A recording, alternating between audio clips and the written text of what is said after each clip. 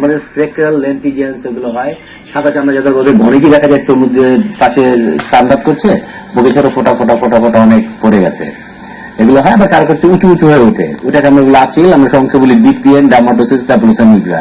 এবার এটা variant of seborrhoeic ক্যাপিটাস, আমাদের স্কিন ডিজিজের মধ্যে পড়ে এটা। তো এগুলোকে আমরা সবগুলো খুব সহজে ইউজ করতে পারি। আমরা যখন শুরু করছি, প্রথম শুরু করেছিলাম আমরা, বিশেষ আমার খুব পছন্দ কাসাজি বাংলাদেশে যখন প্রথম শুরু করি, এটা স্প্রে করতাম আমরা, এটা লিকুইড নাইট্রোজেন স্প্রে করলে এটা খুব -196.4 ডিগ্রি সেলসিয়াস অসম্ভব একটা ঠান্ডা জিনিস, বা সেই বাতাসের নাইট্রোজেন গ্যাস এটাই, কিন্তু কোন অ্যাসিড না কিছু না। আমাদের পেশেন্ট জিজ্ঞেস করছে স্যার এটা কি দিলেন, অ্যাসিড না অ্যালকালি কি দিলেন? আমি অ্যাসিড না, এটা দিলাম টার্মিনেটর ফ্লুইড, এবং টার্মিনেটর যে মুভি আছে ওখানে এটা উপস্থিত আছে। তো এই স্লাইড দিয়ে আমরা স্প্রে করি, স্প্রে করে টিস্যুটা জায়গায় ব্লাড সাপ্লাই বন্ধ হয়ে যায়। এছাড়া আরো কিছু ঘটনা ঘটে, টিস্যুগুলো ড্যামেজ হয়ে মরে যায় এবং সেটা খসে খসে পড়ে যায়। খুব সিম্পল একটা ইঞ্জেকশন নিতে হয় না, লোকাল দেওয়ার দরকার নাই, যে যারা করে যেটা সহ্য করতে পারে। ওই জন্য আমরা একটু টপিক্যাল অ্যানেস্থেটিক আছে, ওটা আমরা লাগিয়ে নিতে পারি। এটা করে আমরা যে ছোট ছোট স্পট আমরা রিমুভ করে ফেলতে পারি। এছাড়া আরো লেটেস্ট করতে চাই আমরা, এটার মধ্যে অপশন আছে ইলেকট্রিক কটরি করা যেতে পারে, লেজার করা যেতে পারে, কার্বন লেজার আছে, এমনি সবই করা যেতে পারে। তবে আমার চিপেস্ট হচ্ছে ক্রায়ো, ক্রায়ো সবচেয়ে কম করেছে।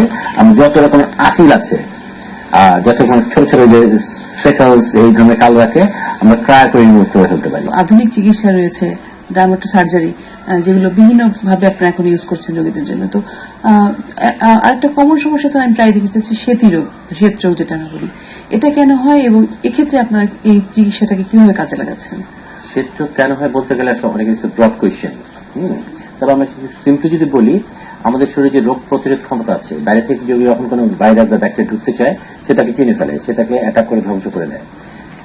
আমাদের এই রোগ প্রতিরোধ ক্ষমতা আমাদের যে পিগমেন্ট তৈরি করে শরীরের মধ্যে, এই সেলটার নাম হচ্ছে মেলানোসাইট, মেলানিন নামে একটা পিগমেন্ট তৈরি করে, এই জন্য আমরা কালো।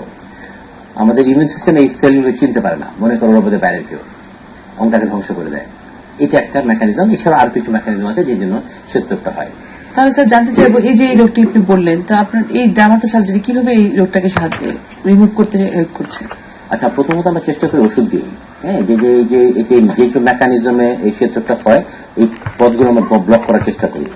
এবং এখন নতুন নতুন অনেক ভালো ভালো ট্রিটমেন্ট আছে আসলে, যেটা আমরা ব্লক করে ফেলি, এবং যখন বাড়তে চাই ওটাকে থামিয়ে ফেলি। আমরা কোনো কোনো ক্ষেত্রে রং নিয়ে চলে আসি, এবং যে নতুন নতুন ভালো ভালো ওষুধ আছে এবং কিছু থেরাপি আছে। তার মধ্যে একটা খুব ভালো ন্যারোভেন ইউভিবি বলি, আলট্রাভায়োলেট ফটোথেরাপি, খুব ভালো। এসব ক্ষেত্রে আমরা যতখানি সময় এটা কমিয়ে নিয়ে আসি, কিন্তু কোনো ক্ষেত্রে কমাতে কমাতে একটা জায়গায় এসে আর দেখা যাচ্ছে কাজ হচ্ছে না। কেন কাজ হচ্ছে না? দেখা যায় যে সেলগুলো তৈরি হবে, ওগুলো একদম ধ্বংস হয়ে গেছে, ওখানে রং তৈরি করার ফ্যাক্টরি নেই। তখন কিন্তু আমরা যতই চাবুক মানে যতই ওষুধ দিই, সেখান থেকে কিন্তু রং ছড়াবে না। তখন আমাদের যেটা করতে হয়, নতুন করে রঙের ফ্যাক্টরি বসাতে হয় সেখানে, আবার নতুন করে অন্যখান থেকে স্কিন এনে আমরা এখানে বসিয়ে দিই। প্রথম আমরা যখন শুরু করি, তখন আমরা বলতাম punch grafting, mini punch grafting, 2 millimetre graft গায়ের খান থেকে নিয়ে ছোট ছোট করে বসিয়ে দিতাম, আমরা বসিতাম, এবং সেখান থেকে আস্তে আস্তে রং ছড়াতো। এখন আমরা আরো আধুনিক চিকিৎসা করছি, আসলে আমরা মেলানোসাইট ট্রান্সফার বলি। আমরা সেল থেকে সেলগুলো মেলানোসাইটগুলোকে আলাদা করে ফেলি, এখন করে সেই সেলগুলোকে ট্রান্সফার করা যায়, এটা করা যায়। এছাড়া আছে স্প্লিট থিকনেস স্কিন গ্রাফটিং করতে পারি আমরা, যেসব জায়গায় ছোটখাটো জায়গায় রং চলে গেছে, গ্রাফট করে আমরা কিন্তু খুব সহজে, এবং রেজিস্ট্যান্ট যেসব জায়গায় এক্সপোজ, যেমন ফেসে আছে, খুব বেশি বড় জায়গায় হলে হবে না, এটা এত বড় জায়গায় করা সম্ভব না, বাট ফেসে একটা জায়গার মধ্যে কোনোভাবেই আমরা কাজ হচ্ছে না ওষুধে, তখন আমরা এটা করে সুন্দর রং নিয়ে চলে আসতে পারি। স্যার, আপনি বলছিলেন যে চুল পড়ার ক্ষেত্রে নাকি এখনো অনেক রকম আধুনিক চিকিৎসা রয়েছে, একটু বলবেন কি চিকিৎসাগুলো কি কি? চুলের ট্রিটমেন্ট মানে এটা তো সারা পৃথিবী জুড়েই হইচই, আসলে চুলটা নিয়ে কি করা যায়, নতুন নতুন রিসার্চ হচ্ছে, নতুন নতুন ওষুধ আসতেছে, কদিন পর পরই আর নতুন ওষুধ আসতেছে, এভরিডে এটা মডার্নাইজড হচ্ছে। তবে ওষুধের পাশাপাশি আমরা এখন যেটা হচ্ছে, আমাদের যদি আমরা ডার্মাটো সার্জারির কথা বলি, প্রথম আমি যখন 97 প্রথম বাংলাদেশে হেয়ার ট্রান্সপ্লান্ট শুরু করি, তখন আমরা করতাম মাথার পিছন থেকে স্ট্রিপ নিয়ে, স্ট্রিপ কেটে কেটে ওখান থেকে ছোট ছোট গ্রাফ বানিয়ে লাগিয়ে দিতাম, ধান খেতের মতো বুনে ফেলতাম। বাট এখন আরো লেটেস্ট চলে আসছে, এখন আমরা পাঁচ করে লেজার আছে, রোবোটিক হেয়ার ট্রান্সপ্লান্ট আছে, রোবটের দিয়ে আমরা কিন্তু খুব সহজে ছোট ছোট, তো বেশি কাটতে হয় না, আমরা মাথার পিছন থেকে সাইড থেকে চুল নিয়ে সুন্দর করে বসে দিয়ে খুব সুন্দর ভালো রেজাল্ট, এবং খুব কম সময়ে, হ্যাঁ, কম ব্যথায়, কম রক্তপাতে আমরা কিন্তু এই হেয়ার ট্রান্সপ্লান্ট করতে পারছি। এইটা একটা হেয়ার ট্রান্সপ্লান্ট অনেক দূর কাছে আসলে আমরা। আর একটা হচ্ছে যেটা বলছি আমরা পিআরপি, যারা সার্জারিতে যেতে চান না, বা যাদের হেয়ার ফলিকুলগুলো বেঁচে আছে, ধ্বংস হয়ে যায়নি, এখানে কিন্তু পিআরপি, প্লেটলেট রিচ প্লাজমা, আমরা আগেও বলেছি, আপনার রক্ত নেব, রক্ত থেকে প্লেটলেটগুলোকে সেপারেট করবো, করে ওটা মাথার মধ্যে দিয়ে দিব, ছোট ছোট ইনজেক্ট করে। এটার মধ্যে প্রচুর গ্রোথ ফ্যাক্টর, যেটা মানে চুলকে স্টিমুলেট করার জন্য জরুরি, সেগুলো থাকে। সেগুলো দিয়ে আমরা যদি ছোট ছোট ইঞ্জেকশন দিয়ে মাথার মধ্যে দিয়ে দিই, দেখা যায় যে যেটা হেয়ার ফলিকেল আছে, আধা মারা হয়েছিল, সে হয়তো মরে যাচ্ছিল, সেগুলো আবার নবজীবন লাভ করে এবং সেখান থেকে চুল গজিয়ে ওঠে। এবং সেই চুলটাকে ধরে রাখার জন্য আমাদের আরো ভালো ভালো ওষুধ আছে, আমরা সেটাকে গজিয়ে আমরা ধরে রাখতে পারি অনেক দিন। এবং আলটিমেটলি যখন সবকিছু পড়ে যাবে তখন আলটিমেটলি ট্রান্সপ্লান্টের দিকে যেতে হবে। স্যার, আপনি বলছেন যে ডার্মাটোসার্জারি একটা গুরুত্বপূর্ণ ভূমিকা রাখছে যারা আমরা মোটা বা স্থূলতায় ভুগছি তাদের জন্য। কিভাবে এটা স্যার, কিভাবে এটা প্রথমে একটা ভুল ধারণা আছে কি, অনেক মোটা লোক আছে যারা মনে করে এটাকে আমরা বলি লাইপোসাকশন করে ফ্যাট কমায় দিতে হবে।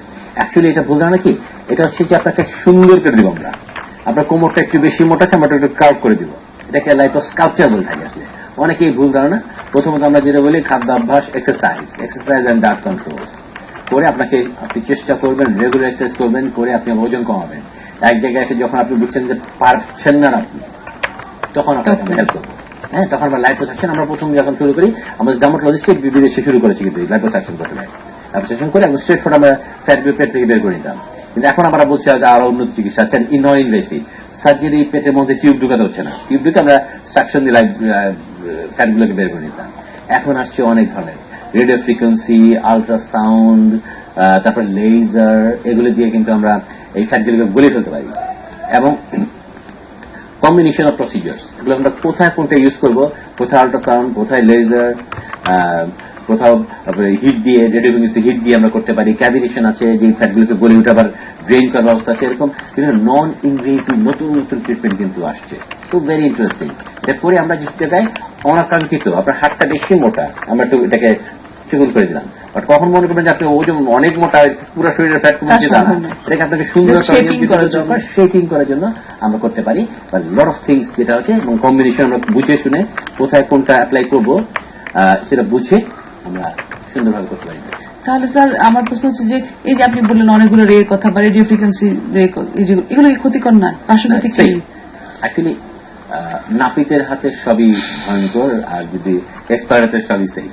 কোনটা আমাকে ইউজ করতে হবে এটা বুঝতে হবে। স্যার, আমরা এসে পড়েছি অনুষ্ঠানের একদম শেষ দিকে। আপনি যদি আমার দর্শকদের উদ্দেশ্যে বলতেন যে এই যে এখন তাদের নানা রকম স্কিনের সমস্যায় ভুগছে এবং আধুনিক যে চিকিৎসাগুলো, এটা সম্বন্ধে যদি আপনি আমার দর্শকদের বলেন। আমি প্রথমেই বলতে চাই যে বাংলাদেশে এখন কিন্তু আমরা বিদেশে যে লেটেস্ট ট্রিটমেন্ট হচ্ছে তার অনেক কিছু আমরা করছি, অনেকদিন ধরে করছি। আসলে অনেকেই জানেন না, আপনারা না জেনে আপনারা অনেকেই ক্ষেত্রে বিদেশে চলে যান। আমাদের ইভেন আমার কাছে ধরেন আমেরিকা, কানাডা থেকে অনেক আমরা রুগী পাই কিন্তু এই ধরনের সিচুয়েশন, যেটা হচ্ছে ওরা ওদের প্লেনের খরচ, ওদের বাবা মাকে দেখে মার্কেটিং করে চলে যায়, কিন্তু ওখানে একটা যেটা $1,000 সেটা হয়তো আমরা 5,000 টাকা করে দিই। ইট ইস ভেরি খুব কম খরচে কিন্তু বাংলাদেশে আমরা এই লেটেস্ট ট্রিটমেন্ট গুলো করছি এবং ইকুয়ালি। এবং আমরা ধরেন একটা ওষুধ ইউজ করছি, সেটা ইভেন ধরেন আমেরিকা ওরা যেটা ইউজ করে একই ওষুধ, so there is no difference, এবং কিন্তু খরচটা অনেক কম। সেক্ষেত্রে আমরা মনে হয় বাংলাদেশে আমরা এই ডার্মাটোসার্জারিতে সার্জারিতে অনেক এগিয়েছি। আপনারা বাংলাদেশে চিকিৎসা করুন, আমরা খুব ভালো ভালো চিকিৎসা দিচ্ছি এক্ষেত্রে। আপনাকে অসংখ্য ধন্যবাদ আপনার ব্যস্ত সময় থেকে আমাদের সময় দেওয়ার জন্য। আপনি ভালো থাকবেন, আগামী কোনো পর্বে আপনার সাথে আবার দেখা হবে। আপনাকে ধন্যবাদ, এটিএন বাংলাকে ধন্যবাদ, দর্শকদেরকে ধন্যবাদ। শুনলেন তো, এখন স্কিন ভালো রাখতে এবং সুন্দর থাকতে নানা রকম উন্নত চিকিৎসা আমাদের দেশে সম্ভব। তাই আসুন স্কিনের সমস্যায় দ্রুত স্কিন বিশেষজ্ঞের শরণাপন্ন হই। দর্শক, এই ছিল আমাদের আজকের আয়োজনে এবং সময় হয়ে গেল স্যাভলন হেলথ টিপস দেখবার। চলুন দেখে আসি কি আছে আজকের হেলথ টিপসে। বর্ষা শুরু হয়েছে। বর্ষার প্রকৃতিতে জলীয় বাষ্প বেশি থাকে। ঠান্ডা গরম মাখা আবহাওয়া দেহের জন্য স্বস্তিদায়ক নয়। এই বৃষ্টির পানিতে জ্বর, হাঁচি, কাশি, সর্দি, মাথা ব্যথা, বুকে ব্যথা, শ্বাসকষ্ট, পেট ফাঁপা, ডায়রিয়া, খোস পাঁচড়া, ত্বকের নানা রকম অসুখ বিসুখ শরীরে এসে ভিড় করে। চলুন জেনে নেই বর্ষার কয়েকটি রোগ। ত্বক সংক্রমণ। বর্ষায় ত্বকের নানা ধরনের সংক্রমণ হতে পারে। এসবের মধ্যে দাঁত, খোস পাঁচড়া ইত্যাদি অন্যতম। এছাড়া নিয়মিত হাত ধোয়াও গুরুত্বপূর্ণ। আপনার ব্যক্তিগত ব্যবহার্য জিনিসপত্র যেমন ব্রাশ, গামছা, রেজার ও পোশাক অন্যদের থেকে দূরে রাখুন। চোখ সংক্রমণ।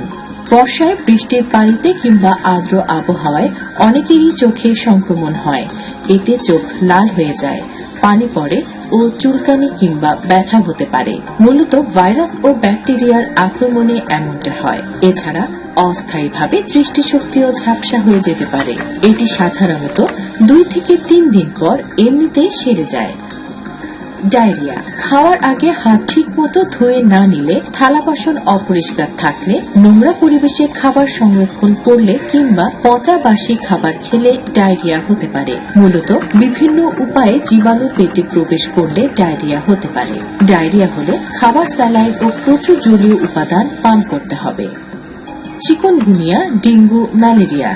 মশার কামড়ে সাধারণত চিকুনগুনিয়া, ডেঙ্গু, ম্যালেরিয়া ছড়ায়। মশা প্রতিরোধে বাড়িতে ও বাড়ির আশেপাশে যেন মশা জন্ম বিস্তার করতে না পারে সেজন্য ব্যবস্থা নিতে হবে। এছাড়া মশারি ব্যবহার করতে হবে এবং অন্য সব উপায়ে মশা থেকে নিরাপদ থাকতে হবে। শ্বাস প্রশ্বাস নালীর সংক্রমণ। শ্বাস প্রশ্বাস নালীর সংক্রমণ থেকে সাধারণ ঠান্ডা লাগে, এতে সর্দি, কাশি কিংবা এ ধরনের কিছু সমস্যা সৃষ্টি হয়। প্রচুর পানি পান করা, তাজা ফলমূল ও জুস খাওয়া এই সমস্যা মোকাবেলা করতে সহায়ক। হালকা গরম পানিতে লেবুর রস মিশিয়ে পান করলে উপকার পাওয়া যায়। আর মাত্র কয়েকদিন পরেই পবিত্র ঈদ উল ফিতর। ঈদের আনন্দে ভরে উঠুক আপনার এবং আপনার পরিবারের প্রত্যেকের জীবন, এই শুভকামনায় এবং আগামী পর্ব দেখবার আমন্ত্রণ জানিয়ে আজকের মতো বিদায় নিচ্ছি। ভালো থাকুন, ভালো রাখুন আপনার চারপাশের সবাইকে। আল্লাহ হাফেজ।